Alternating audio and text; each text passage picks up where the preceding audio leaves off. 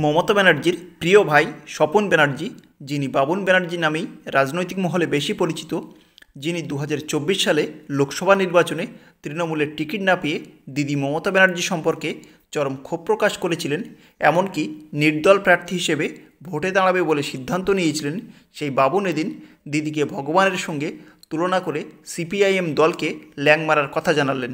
দেখুন, একটা কথা বলি, দিদি আমাদের ভগবানের মতো। দিদিকে আমরা বিশ্বাস করি, কারণ দিদির বার্তা আমরা সবসময় একটা ভগবানের মতো নিই। দিদির বার্তাকে আমরা ভালো জায়গায় নেই। আমি জানি দিদি যাকে ওঠায় তাকে নিয়ে চলে, এটাই আমি মনে করি। কোন বার্তাটা পেলেন আজকে বার্তাতে যা পেলাম, দিদিমণি সবাইকে নিয়ে চলবে এবং দলকে বড় করবে। দেখুন, আমি জানি না, পার্টি যে সিদ্ধান্ত নেয় সেই সিদ্ধান্তই চূড়ান্ত সিদ্ধান্ত হবে। তাতে পথে থাকলে তাও ভালো, না থাকলে আরও ভালো। দিদির ছবি ছাড়া কি কারোর পক্ষে চলা অসম্ভব? দিদির ছবি ছাড়া কারোর পক্ষে চলা অসম্ভব? দেখুন, একটা কথা বলি, দিদি ভগবান। দিদির জন্যে আমরা পার্টিতে, আমি একটা করে 4টে ট্যাঙ্ক সিপিএমকে মারলাম। 1981 সাল থেকে রাজনীতি করেছি, তারপরে হাত ছিল, তারপর তৃণমূল কংগ্রেস। আমি জানি রাজনীতিতে যদি কবি খুশি কবি নাম গম না হয়, সেই রাজনীতি হয় না। রাজনীতিতে কোনোদিনও ধৈর্য হারাতে নেই।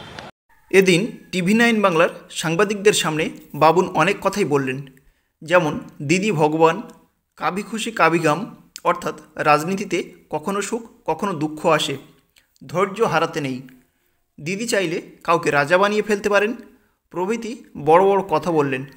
এমনকি সিপিআইএম দলকে ল্যাং মারার কথাও বললেন। কিন্তু এই বাবুন ব্যানার্জি 2024 লোকসভা নির্বাচনে টিকিট না পেয়ে নিজের ভগবান তুল্য দিদিকে ল্যাং মেরে নির্দল প্রার্থী হিসেবে ভোটে দাঁড়াতে চেয়েছিলেন। অবশ্য পরে ভাই বোন ফোনালাপে আবার সমস্যার মিটমাট করে নেয়।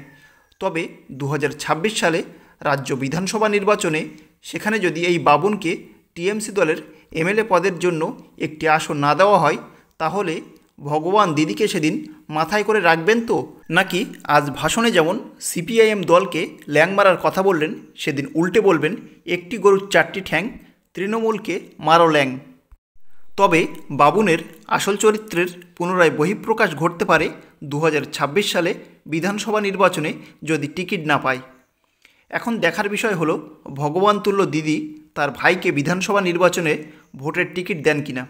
ভিডিও শেষে আপনাদের কাছে একটাই অনুরোধ, যদি চ্যানেলটিতে নতুন হন তাহলে অবশ্যই চ্যানেলটি সাবস্ক্রাইব করে পাশে থাকবেন। আপনাদের সাপোর্ট আমাকে নতুন ভিডিও তৈরিতে মোটিভেট করে।